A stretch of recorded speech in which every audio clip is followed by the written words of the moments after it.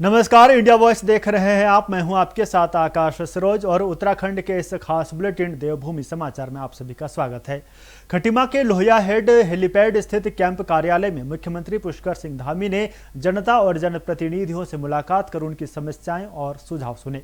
उन्होंने अधिकारियों को सभी शिकायतों का प्राथमिकता के आधार पर त्वरित, पारदर्शी और गुणवत्तापूर्ण निस्तारण सुनिश्चित करने के निर्देश दिए। मुख्यमंत्री ने कहा कि जनसेवा सरकार का मूल उद्देश्य है और आमजन की समस्याओं का समयबद्ध समाधान सर्वोच्च प्राथमिकता है।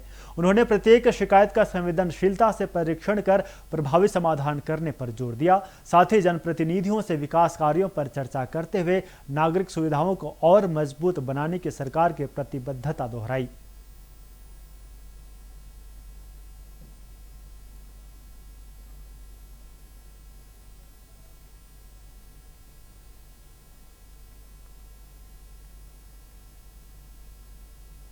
मुख्यमंत्री पुष्कर सिंह धामी हरिद्वार दौरे पर रहे, जहां उनका कार्यक्रम कई अहम आयोजनों से जुड़ा है। सीएम धामी गुरुकुल कांगड़ी विश्वविद्यालय पहुंचे और वहां आयोजित युवा शक्ति संवाद कार्यक्रम में शिरकत की।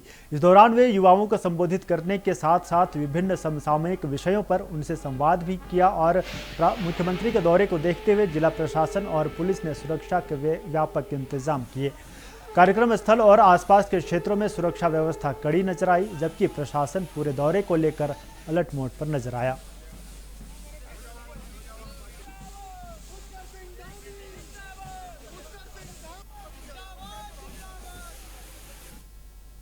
इधर डोईवाला के हर्रावाला में चर्चित सृष्टि कंडारी आत्महत्या प्रकरण में पुलिस ने बड़ी कार्रवाई की है। मामले में आरोपी पति सौरभ खत्री और ननद चारू को डोईवाला पुलिस ने हिरासत में लिया है। पुलिस दोनों आरोपियों को मेडिकल जांच के लिए डोईवाला के सरकारी अस्पताल लेकर पहुंची। इस दौरान मीडिया के सवालों पर दोनों आरोपियों ने कुछ भी बोलने से इनकार कर दिया। सृष्टि कंडारी की मौत के मामले में परिजनों की शिकायत और आरोपों के आधार पर पुलिस जांच कर रही है। पुलिस का कहना है कि मामले में सभी पहलुओं की गहनता से जांच की जा रही है और सबूतों के आधार पर आगे की कार्रवाई की जाएगी। इस कार्रवाई के बाद मामले में नई हलचल तेज हो गई है।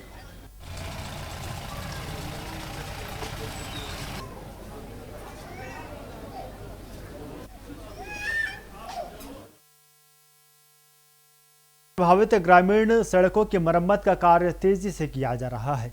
प्रधानमंत्री ग्रामीण सड़क योजना के एग्जीक्यूटिव इंजीनियर योगेंद्र कोठियाल ने बताया कि जिले में बारिश के कारण प्रभावित हुई 5 ग्रामीण सड़कों को जल्द सुधार करने के लिए काम जारी है। उन्होंने कहा कि लगातार खराब मौसम और बारिश के बावजूद सोनप्रयाग त्रियुगी नारायण मार्ग पर यातायात व्यवस्था चालू है। विभाग की टीमें मौके पर तैनात हैं और सड़कों की स्थिति पर लगातार नजर रखी जा रही है।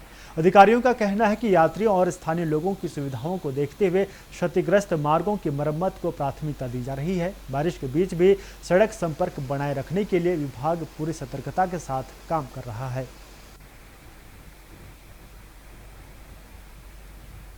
जी मानसून सत्र से पूर्व ही हम इसकी जो तैयारी कर लेते हैं और हमारी जो जितनी भी सड़कें हैं उसके लिए हमने जो जेसीबी मशीन पहले से ही आरक्षित की हुई हैं और जैसे ही हमको आपदा कंट्रोल रूम से सूचना प्राप्त होती है या ग्रामीण क्षेत्र से कोई भी सूचना प्राप्त होती है कि सड़क में बंद है, तो हम तुरंत वहाँ पर संबंधित जो हमारे सहायक अभियंता और जेईज हैं उनको वहाँ पे मशीन के निर्देश भी देते हैं और उसको खोलने के लिए हमारा प्रयास रहता है कि 24 घंटे के अंदर जो है सड़क खुल जाए।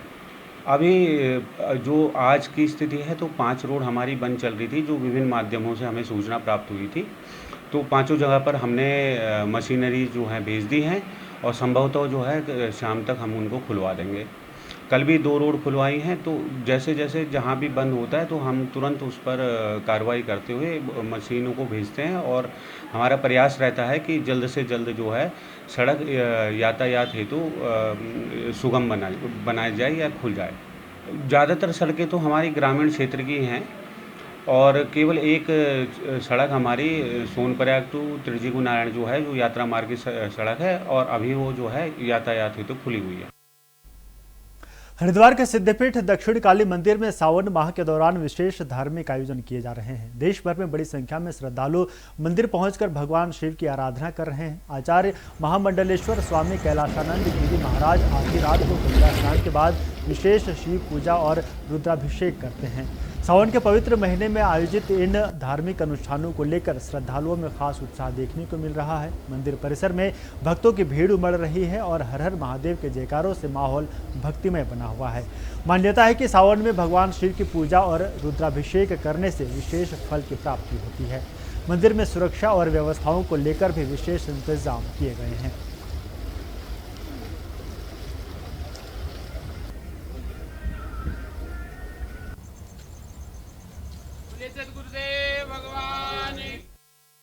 इधर मसूरी के लक्ष्मणपुरी क्षेत्र में मस्जिदों को लेकर प्रशासनिक कार्रवाई की खबर के बाद मुस्लिम समुदाय के लोगों में नाराजगी देखने को मिली। बड़ी संख्या में लोग मौके पर पहुंचे और विरोध प्रदर्शन करते हुए राष्ट्रीय राजमार्ग पर जाम लगा दिया। प्रदर्शनकारियों ने मुख्यमंत्री पुष्कर सिंह धामी के खिलाफ नारेबाजी भी की। मुस्लिम समुदाय के लोगों का कहना है कि यह मस्जिद करीब 200 साल पुरानी है और यहाँ उनके पूर्वजों की कब्रें भी मौजूद हैं। उनका दावा है कि ऐसी स्थिति में अचानक इसे सरकारी बताना उचित नहीं है। वहीं प्रशासन की ओर से मामले की जांच और दस्तावेजों के आधार पर आगे की कार्रवाई की बात कही जा रही है। क्षेत्र में तनाव को देखते हुए सुरक्षा व्यवस्था बढ़ा दी गई है।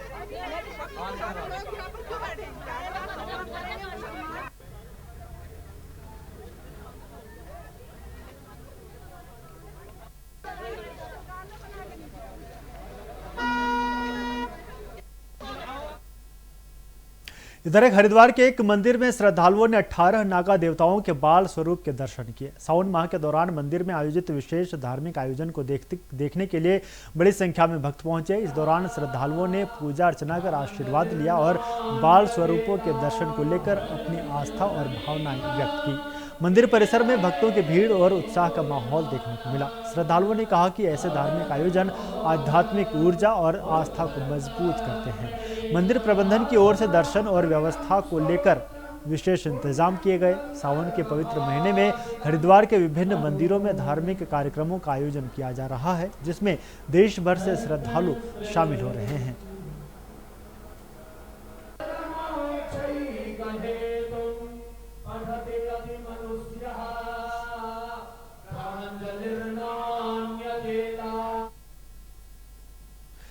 देहरादून डीएम आशीष चौहान ने कलेक्ट्रेट में आयोजित जिला स्तरीय राजस्व संवर्धन और अनुश्रवण समिति की बैठक में विभागीय अधिकारियों को राजस्व वसूली में तेजी लाने के निर्देश दिए। उन्होंने कहा कि सरकारी राजस्व प्राप्ति में किसी भी प्रकार की लापरवाही बर्दाश्त नहीं की जाएगी।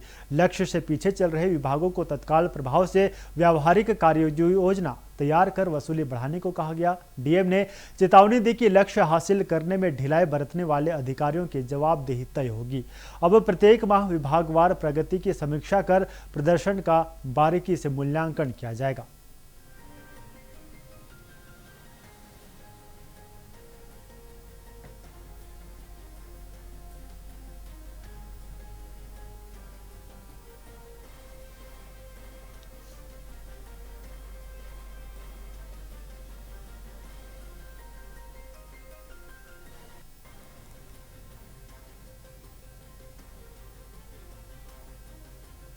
राजधानी देहरादून के नेहरू कॉलोनी इलाके से एक विवाद का मामला सामने आया है, जहां वार्ड 57 के सामुदायिक केंद्र को लेकर जमकर हंगामा हुआ। आरोप है कि एक महिला ने सामुदायिक केंद्र पर ताला लगा दिया और पार्षद को उसकी चाबी देने से इनकार कर दिया। इसी बात को लेकर दोनों पक्ष आमने सामने आ गए और विवाद इतना बढ़ा कि कथित तौर पर धक्का मुक्की की नौबत आ गई। इस पूरे घटनाक्रम का वीडियो भी सामने आया है, जो सोशल मीडिया पर तेजी से वायरल हो रहा है। फिलहाल मामले को लेकर तरह तरह की चर्चाएं हो रही हैं।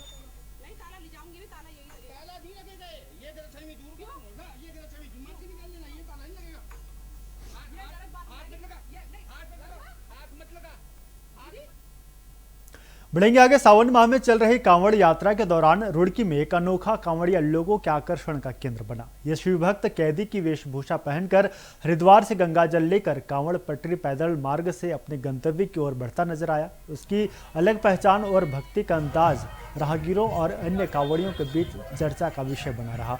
शिवभक्त ने इस विशेष वेशभूषा के जरिए एक सामाजिक संदेश देने का प्रयास किया। हालांकि उसने ये रूप क्यों धारण किया, इसे लेकर लोगों में उत्सुकता बनी रही और हर कोई उसके संदेश को जानने की कोशिश करता दिखाई दिया। मेरी एक मनोकामना पूरी हुई है। ये मेरी दूसरी कावड़ है, इससे पहले भी लेके आया था मैं 2025 में।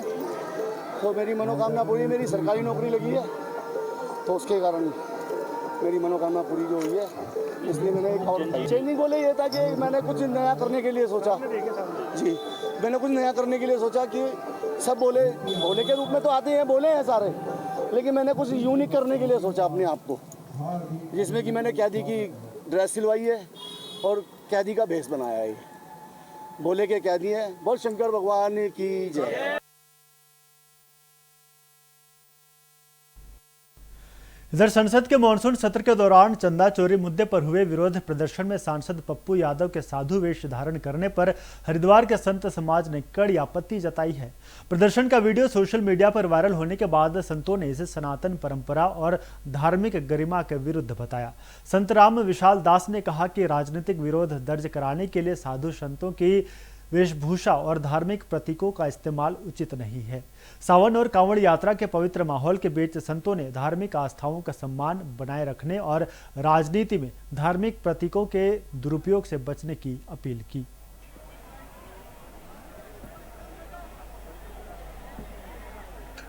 पहले तो जो हमने आज पतित पावनी मां गंगा के तट पर यहाँ चंडीघाट ब्रह्मकुंड पर साधु संतों ने और सनातन धर्मियों ने एक यज्ञ हवन किया है, वो इसलिए किया है जिस प्रकार से कल जो है यहाँ दिल्ली में जो देश का सबसे पवित्र स्थान है संसद परिसर के अंदर पूर्णिया सांसद पप्पू यादव ने साधु संतों का वेश बना करके पंडित पुजारियों का वेश धारण करके जिस प्रकार का नाटक और नौटंकी की है, जिस तरह सनातन धर्म का अपमान किया है, जिस प्रकार सनातन परंपराओं का अपमान किया है, जिस प्रकार सनातन आस्थाओं का अपमान किया है, प्रभु श्री राम का अपमान किया है, उसे ये देश का साधु समाज किसी कीमत पर बर्दाश्त नहीं करेगा।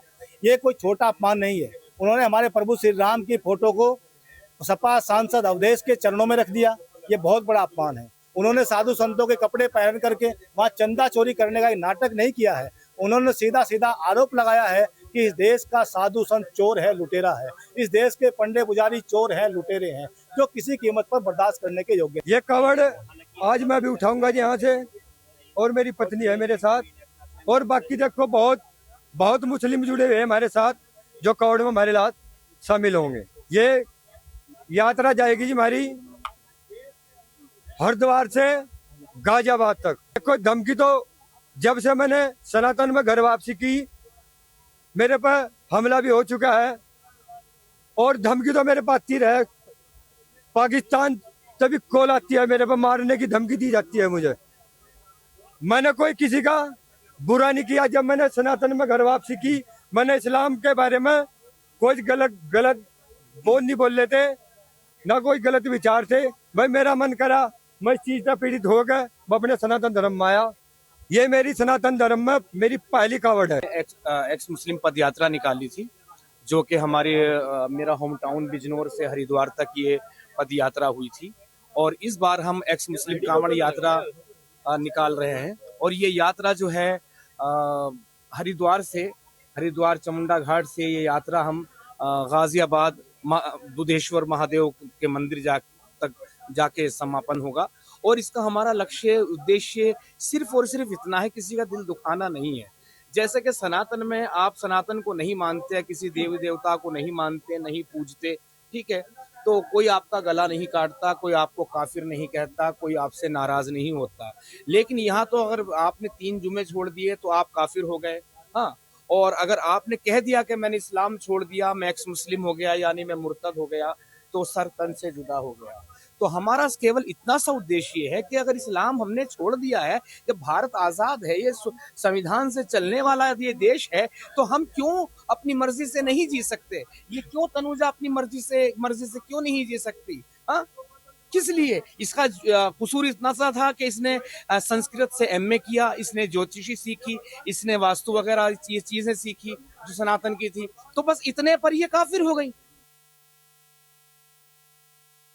कांग्रेस के युवा नेता और अधिवक्ता पंकज छेत्री ने कैबिनेट मंत्री गणेश जोशी के खिलाफ प्रहार अभियान की शुरुआत की है। छेत्री ने दावा किया कि उन्होंने विजिलेंस कोर्ट में मंत्री के खिलाफ आय से अधिक संपत्ति से जुड़े दस्तावेज प्रस्तुत किए हैं। साथ ही एक टोल फ्री नंबर भी जारी किया है, जिस पर कथित रूप से व्यवस्था से पीड़ित लोग अपनी शिकायत दर्ज करा सकते हैं। उन्होंने बताया कि मुख्यमंत्री पुष्कर सिंह धामी से मुलाकात कर मंत्री के खिलाफ भ्रष्टाचार के आरोपों से जुड़े दस्तावेज सौंपेंगे और मामले की निष्पक्ष जांच और आवश्यक कार्रवाई की मांग करेंगे।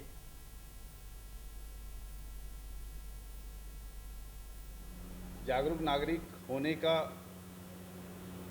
के कर्तव्य बोध के साथ मुझे इस मुद्दे को उठाते हुए 2 साल हो गए, 2 साल से अधिक हो गया, और अब जाके पहली बारी नोटिस जारी हुआ है, तो एक आम आदमी को कितनी दिक्कत होती होगी।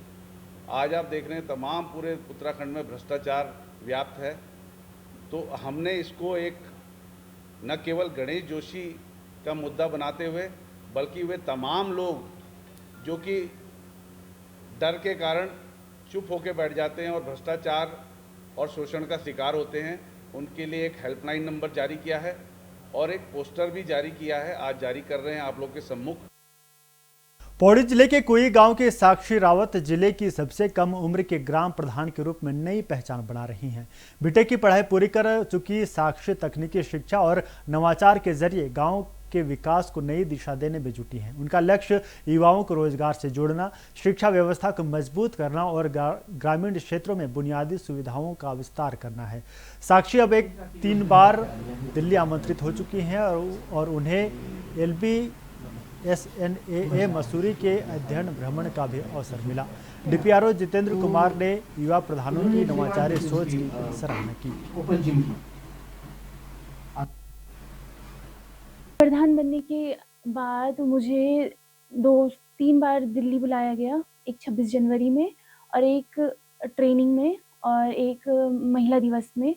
उसके बाद मैं लवासना भी गई, वहाँ पे जो ट्रेनिंग उनकी हो रही थी वो मुझसे क्वेश्चंस कर रहे थे, जैसे कि आपके यहाँ पे जो आपका एरिया है वहाँ पे क्या क्या प्रॉब्लम्स आती हैं, प्रधानों को क्या क्या दिक्कत देखने को मिलती है, क्योंकि पूरे पौड़ी डिस्ट्रिक्ट से मैं गई हुई थी तो मुझे सबकी बात वहाँ पे रखनी थी। तो मैंने वहाँ पे अपनी प्रॉब्लम्स बताई। कृषि को लेकर जैसे कि हम पहले से ही देखते आ रहे हैं कि पहले कृषि बहुत ज़्यादा थी और अब उसमें बहुत ज़्यादा कमी आ रही है, जिसकी वजह से जानवरों का भी खतरा धीरे धीरे बढ़ रहा है, क्योंकि झाड़ियाँ बहुत बढ़ रही, तो बाघ का खतरा हो गया, बंदर हो गए, बहुत सारी प्रॉब्लम्स आ रही हैं।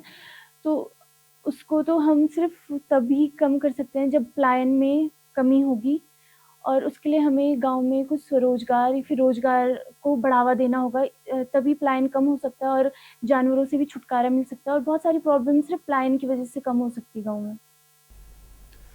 तो देवभूमि समाचार में फिलहाल मेरे साथ इतना ही। देखते रहिए इंडिया वॉइस। नमस्कार।